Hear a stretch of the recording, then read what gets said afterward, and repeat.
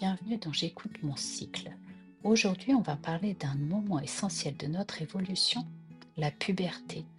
Un mot qui évoque à la fois curiosité, transformation et parfois inconfort ou malaise. Alors, à quel âge commence la puberté? Pourquoi notre corps change-t-il? Et surtout, comment mieux vivre cette transformation?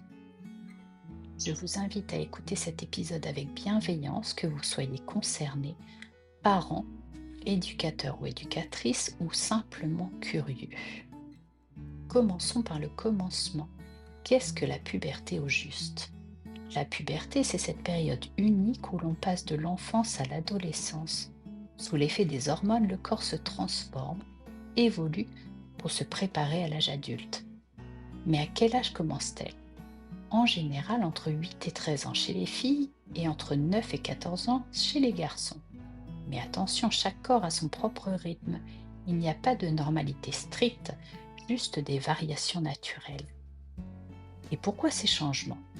Tout commence dans le cerveau. L'hypothalamus envoie un signal à l'hypophyse, cette petite glande qui active la production d'hormones sexuelles.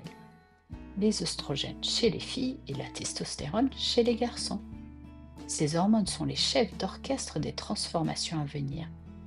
Maintenant qu'on a posé les bases, voyons comment ces transformations se manifestent concrètement dans le corps, mais aussi dans les émotions.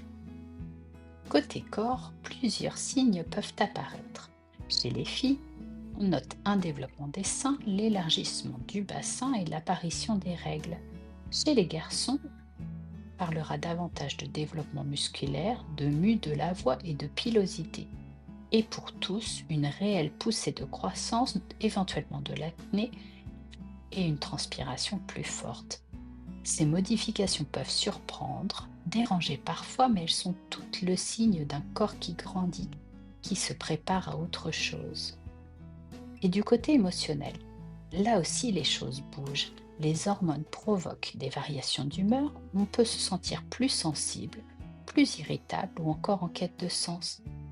Il y a aussi cette envie de s'affirmer, de se différencier, de trouver sa place dans un monde en pleine expansion. Tout cela est parfaitement normal. Face à ces bouleversements, il est important d'avoir des repères. Alors voyons maintenant comment mieux vivre cette période au quotidien. Comment traverser cette période avec plus de sérénité? Voici quelques pistes concrètes. Premièrement, comprendre et accepter ces changements. S'informer, c'est déjà se rassurer. Chaque corps évolue à sa manière et c'est OK de ne pas tout comprendre tout de suite. Deuxièmement, prendre soin de soi. Une bonne hygiène de vie aide à mieux vivre cette période. Manger équilibré pour soutenir la croissance, bouger régulièrement pour évacuer le stress et canaliser l'énergie, et adopter une routine adaptée pour la peau, les cheveux et la transpiration. Troisièmement, communiquer, oser parler, que ce soit avec un parent, un professeur, un ami ou un médecin. Poser des mots sur ce que l'on ressent permet de rompre l'isolement. N'oubliez pas que vous n'êtes pas seul.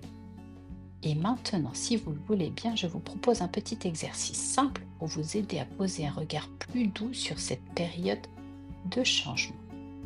Je vous invite à vous placer devant un miroir quelques instants. Respirez profondément et observez votre corps sans jugement. Choisissez une partie de vous que vous avez vue changer et dites-lui mentalement merci. Merci d'évoluer, merci de grandir, merci d'être là. Ce petit rituel simple répété régulièrement vous aidera à cultiver l'acceptation et la fierté de votre parcours. La puberté est une étape fondatrice, parfois déroutante mais profondément riche. C'est le début d'un nouveau rapport à soi, à son corps, à son identité. En comprenant ce qui se passe en vous, vous pouvez vivre cette période non pas comme un chaos, mais comme une métamorphose. Et comme toute métamorphose, elle demande de la douceur, du temps et beaucoup d'amour envers soi-même. Et vous, comment avez-vous vécu ou vivez-vous cette période de changement? Je vous invite à partager votre ressenti en commentaire ou sur les réseaux sociaux. Merci d'avoir écouté cet épisode.